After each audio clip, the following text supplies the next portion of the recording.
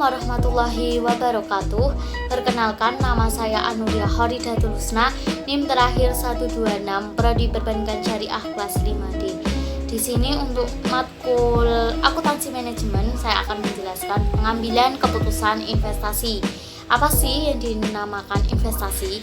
Investasi adalah bentuk penanaman aset atau dana perusahaan atau individu untuk jangka waktu tertentu untuk mencapai pengembalian yang lebih tinggi di masa yang akan datang. Pengambilan keputusan investasi. Alokasi modal yang paling efisien adalah kegiatan dalam melakukan suatu investasi. Pengambilan keputusan investasi ini lebih dikenal dengan istilah capital budgeting yang mencangkup ekspansi, akuisisi, rekapitulasi aset, dan lain-lain. Jenis-jenis investasi yaitu ada reksadana, mata uang asing, properti, saham, obligasi, emas. Nah, untuk metode penilaian investasi itu di sini saya akan menjelaskan 4 periode. Nah, yang pertama yaitu payback period method. Metode payback period atau yang biasa disebut dengan PP merupakan suatu periode yang diperlukan untuk menutup kembali pengeluaran suatu investasi dengan menggunakan aliran kas masuk neto atau cash flow yang diperoleh.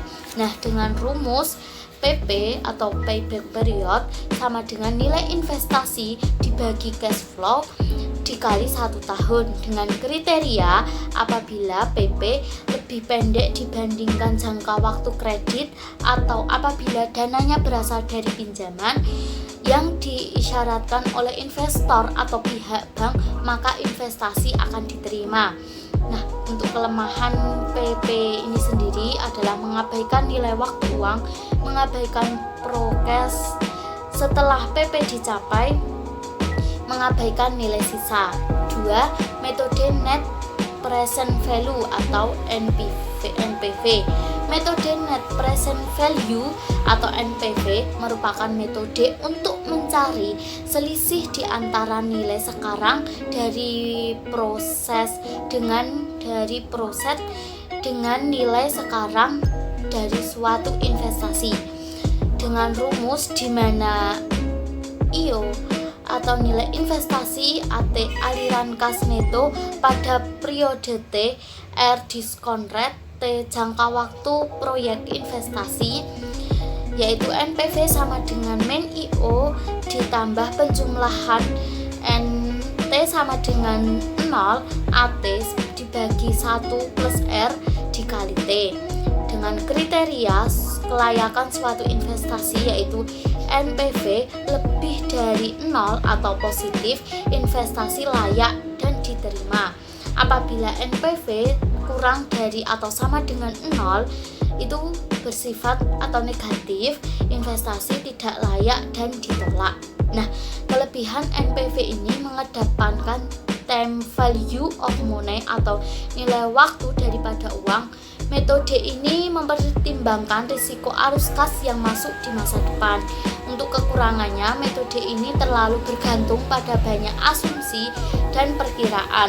Nah, jadi perlu adanya pengaturan untuk mengantisipasi biaya yang tidak terduga pada arus kas yang terlalu optimis. 3. Metode internal rate return atau IRR. Nah, metode ini merupakan metode penilaian investasi untuk mencari tingkat bunga yang menyamakan nilai investasi dari aliran neto dan investasi. Pada saat IRR tercapai, maka besarnya NPV sama dengan 0. Untuk menghitung IRR perlu dicari data NPV yang positif dan negatif.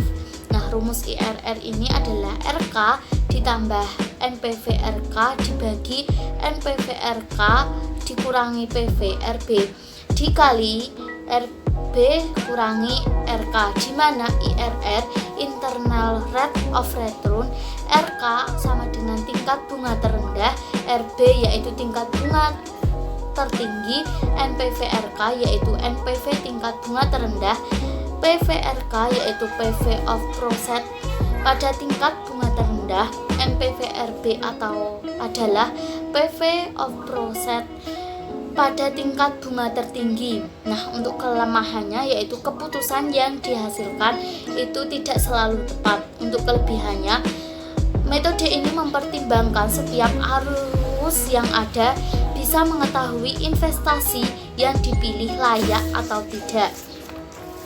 Untuk selanjutnya atau yang terakhir yaitu metode probability index atau yang disingkat dengan PI.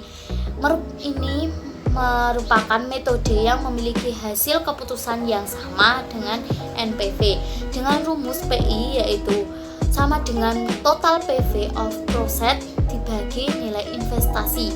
Sekian penjelasan dari saya, kurang lebihnya mohon maaf dan terima kasih. Wassalamualaikum warahmatullahi wabarakatuh.